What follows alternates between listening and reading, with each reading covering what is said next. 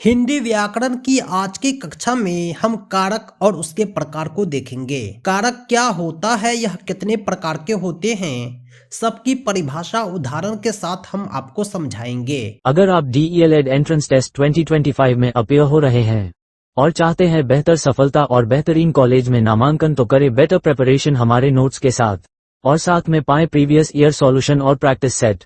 Call WhatsApp करें 7631314948 पर।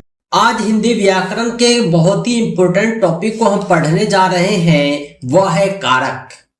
कारक होता क्या है, आइए आज हम जान लेते हैं। वाक्य में जिस शब्द का संबंध क्रिया से होता है उसे कारक कहते हैं। यानी कारक जो होता है एक ऐसा शब्द होता है जो क्रिया से संबंध स्थापित करता है काम करने वाले से। इन्हें विभक्ति या परसर्ग बाद में जुड़ने वाले भी कहा जाता है, क्योंकि ये जो होते हैं एक छोटे से शब्द होते हैं जो अक्सर बाद में जुड़ते हैं, जो विभक्ति कहलाते हैं। ये सामान्यतः स्वतंत्र होते हैं और संज्ञा या सर्वनाम के साथ प्रयुक्त होते हैं। यानी ये पूरी तरह से स्वतंत्र होते हैं और संज्ञा सर्वनाम के साथ जुड़ जाते हैं। हिंदी में परसर्ग प्रत्ययों के विकसित रूप हैं। हिंदी में 8 कारक माने गए हैं जो निम्न है। यानी ये कारक जो होते हैं कुल 8 होते हैं। और कौन कौन से हैं आइए हम जानते हैं। सबसे पहला कारक है कर्ता कारक। कर्ता कारक का अर्थ क्या होता है और इसकी पहचान क्या है, आइए हम जानते हैं।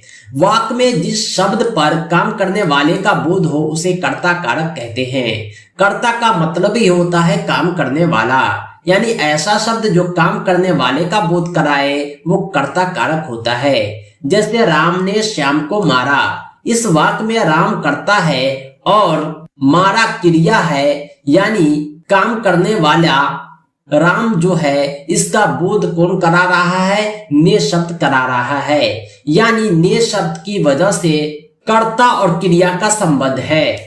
राम ने श्याम को मारा, इसमें कर्ता कारक ने हो जाएगा, इसलिए ने की पहचान कर्ता कारक के रूप में होती है किसी भी वाक्य में। अगला जो कारक है वो है कर्म कारक। यहाँ कर्ता ना होकर कर्म पर बात होती है। कर्म उसे कहते हैं जिस पर क्रिया का प्रभाव या फल पड़ता है। जैसे राम ने श्याम को मारा, यहाँ पर कर्ता राम है और मारने वाले का फल किस पर पड़ रहा है, श्याम पर पड़ रहा है, इसलिए श्याम जो होगा वो कर्म होगा। यहाँ श्याम के साथ कारक चिन्ह को का प्रयोग हुआ है, श्याम को मारा, इसलिए को जो होगा कर्म कारक हो जाएगा। सही विभक्ति इसका हो गया को।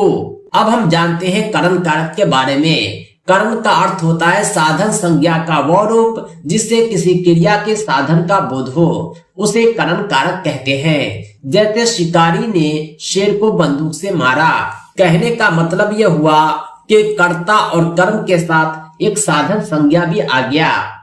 इसी साधन संज्ञा के आधार पर कर्ता ने कर्म के साथ काम को अंजाम दिया है। यह साधन संज्ञा जो होता है वो करण कारक होता है। इस करण कारक वाले वाक्य में जो साधन संज्ञा होगा वो करण कारक होगा और इसका जो विभक्ति चिन्ह है वह से, के, द्वारा, के कारण, के साथ, के बिना आदि सभी हो सकते हैं, क्योंकि कर्ता और कर्म के साथ इस साधन संज्ञा के उपयोग के लिए किसी भी विभक्ति चिन्ह का प्रयोग किया जा सकता है।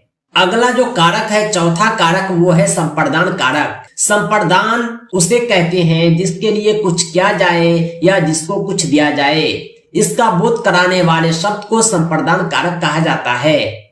जैसे उसने विद्यार्थी को पुस्तक दी, वाक्य में विद्यार्थी संप्रदान है और इसका चिन्ह को है। संप्रदान का अर्थ ही होता है जिसके लिए कुछ किया जाए या जिसको कुछ दिया जाए, और इस बीच में जिस विभक्ति का प्रयोग हो रहा है उसे संप्रदान कारक कहते हैं। अगला जो कारक का प्रकार है वो है अपादान। अपादान का मतलब होता है अलग होना। वाक्य में जिस स्थान या वस्तु से किसी व्यक्ति या वस्तु की पृथकता अथवा तुलना का बोध होता है वहां अपादान कारक होता है। अपादान कारक में से का प्रयोग होता है। मैं अल्मोड़ा से आया हूँ। ये जो है मैं जो है अल्मोड़ा से अलग हो गया, इसलिए अपादान कारक से हो गया। मैं जोशी जी से आशुलिपि सीखता हूँ। यहाँ पर तुलना का बोध हो रहा है। जोशी जी क्या सिखा रहे हैं? आशुलिपि सिखा रहे हैं, इसलिए यहाँ पर से जो है अपादान कारक हो जाएगा। अगला जो प्रकार है वो है संबंध कारक। संबंध कारक में संबंध स्थापित किया जाता है संज्ञा या सर्वनाम के जिस रूप से किसी अन्य शब्द के साथ संबंध या लगाव प्रतीत हो उसे संबंध कारक कहते हैं। कहने का मतलब यह है कि इसमें संज्ञा या सर्वनाम का संबंध जो होता है किसी और शब्द से होता है। इस शब्दों के बीच में जो विभक्ति चिन्ह का, की, के का प्रयोग होता है इसे संबंध कारक कहा जाता है। नेक्स्ट कारक है अधिकरण कारक। संज्ञा या सर्वनाम के जिस रूप से क्रिया का आधार, आश्रय, समय या शर्त सूचित होता है उसे अधिकरण कारक कहते हैं। इसके प्रसर्ग यानी कारक चिन्ह में घर है, यानी अधिकरण कारक में जो होता है इसमें यह बतलाता है कि क्रिया का आधार क्या है, उसका आश्रय क्या है, समय क्या है और शर्त क्या है। उमेश लखनऊ में रहता है, यहाँ पर आश्रय को बतला रहा है। इस तरह आप अधिकरण कारक की भी पहचान कर पाएंगे। कारक का जो अंतिम प्रकार है वो है संबोधन कारक।